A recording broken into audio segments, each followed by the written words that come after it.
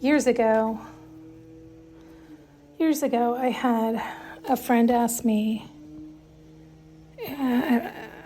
something about my hair, like how did I get my hair that way, or how is it this or that?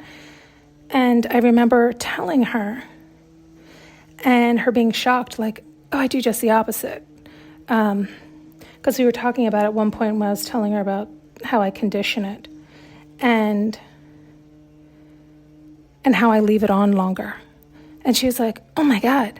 She's like, when I condition it, I tell the hairdresser, because she never does her own hair, and then she only washes her hair at home. She won't condition it. But when she would have conditioner put in, she would tell, it would only be her hairstylist, and the hairstylist knew it was to go in and out. She didn't like it sitting on her hair because she had very, very, very fine hair. She had baby fine hair.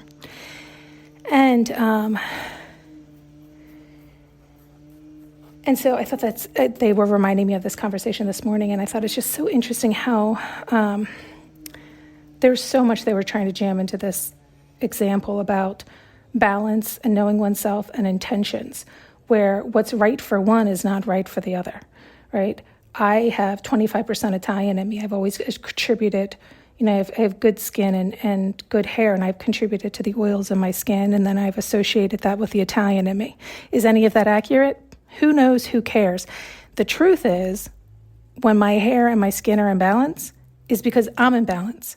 When my hair and my skin are at its best, it's because I'm at my best, right? When my hair is not, when my face is not, when something's wrong, I'm out of balance. I'm out of alignment with myself, and my body's alerting myself to that. So it's just like, but we have to listen. So using the same example, some people end up getting a really oily scalp, and then they start to shed. Well, that can mean many things. It could be symbolizing, if they're going through a spiritual path, that they're having another shedding. They're releasing another layer. They're having another breakthrough. Or it could be because they're out of balance, and their body is trying to rebalance itself, and it takes time. But we have to be listening to the cues. So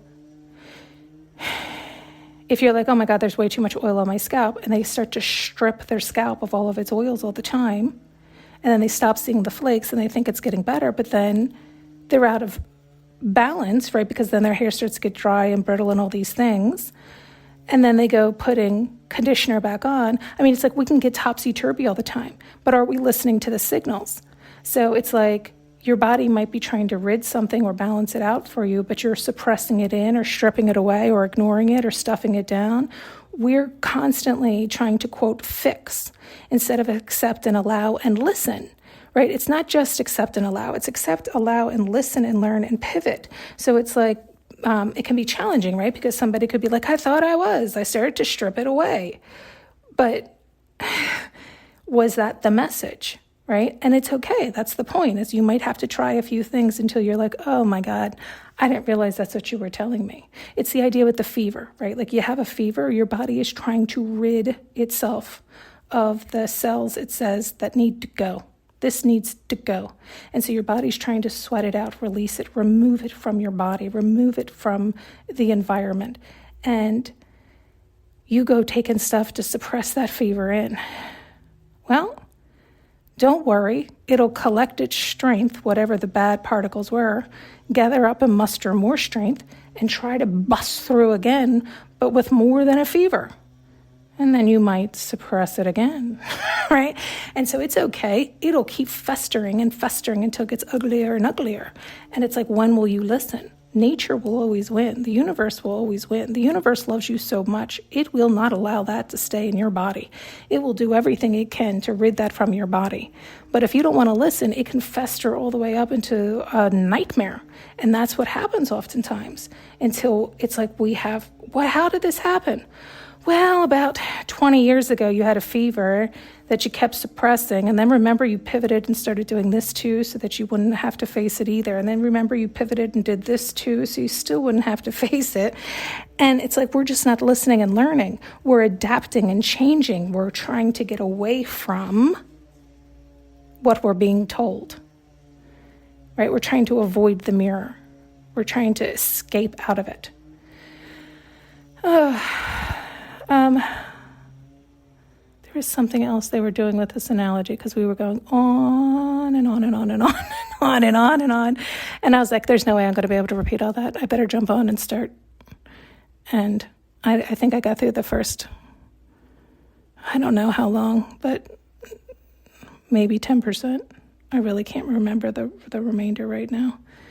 And hopefully that's okay, in that hopefully you got something from that, in the idea of we're all unique, we're all different, and we all have to figure out our own essence, our own pH balance, our own authenticity, right? If my friend who had the insanely fine hair started my practice thinking that all of a sudden by doing the techniques I did was going to make her hair look like my hair, then her intentions were wrong. She wanted to be me. She wanted to get outside of herself. And it's going to do no good. It wouldn't have worked for her hair. She has very different hair than me. Yet if somebody who has very similar hair as me was having trouble getting their balance, and I suggested a few of the things that I've done to get myself in balance, and they tried them and it worked for them too, because they have the almost identical hair, identical structure, identical whatever, it might work for them. But they too might need to make a slight tweak and just say something simple. Say it's as simple as, I put the conditioner on my hair for 5 minutes.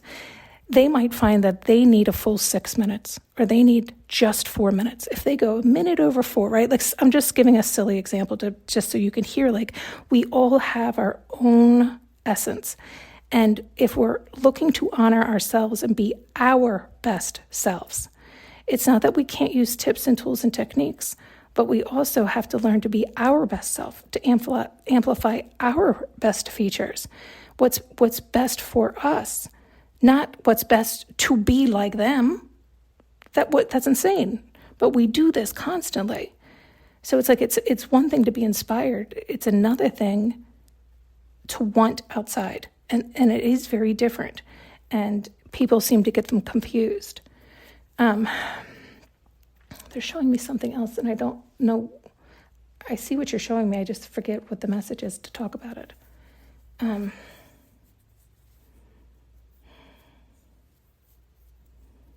Like, my daughter has insanely thick hair. Compared to her hair, my hair's very thin. And I have a decent head of hair. And her hair also, she was born with the most, well, she wasn't born with them, but they grew into the most amazing curls. And her hair, when she was born, was black. She had a full head of black hair. I was born with white hair. They call it like a towhead. I mean, white hair. It wasn't blonde, it was white. And it was white up until like 5. And when my mom passed, isn't that funny? I always think that's interesting. Anyway, and that is interesting. Sorry, I feel like they want me to see something there. You know, we always just think hair goes gray. And it does, right? Distress, environment, hormones, all these things.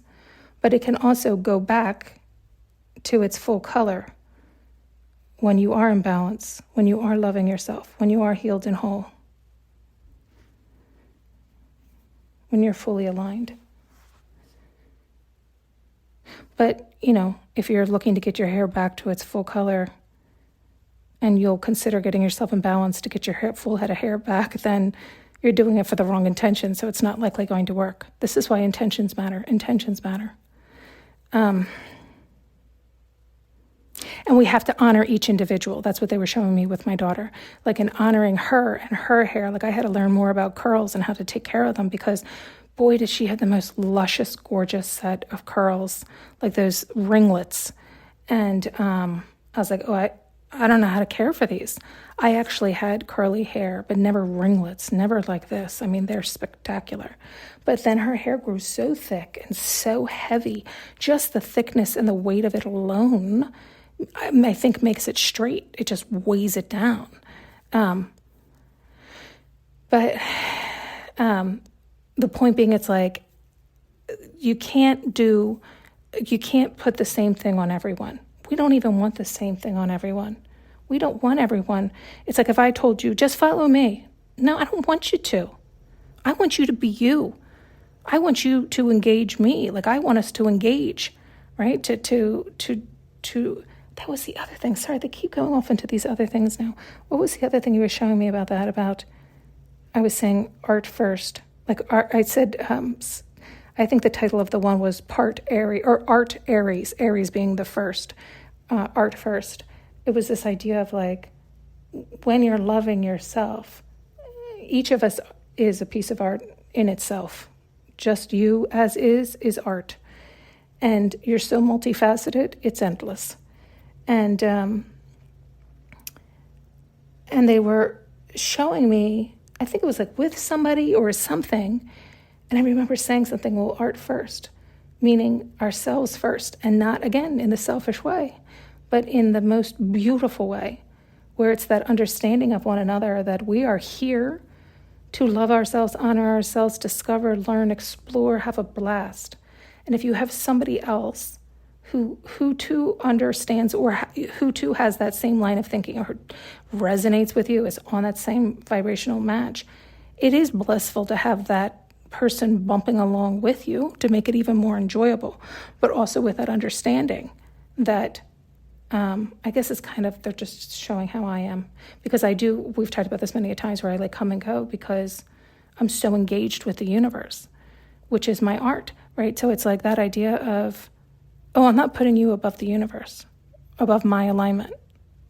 No, we're not matching then, right? Like we're not. And so it's like, it depends on how you hear it. It depends on how you come at it. It depends on how you understand that. It depends if you can accept that, right? Like I think a lot of people couldn't accept that unless they too were honoring themselves and loving themselves and living their blissful life in balance and in alignment with the universe.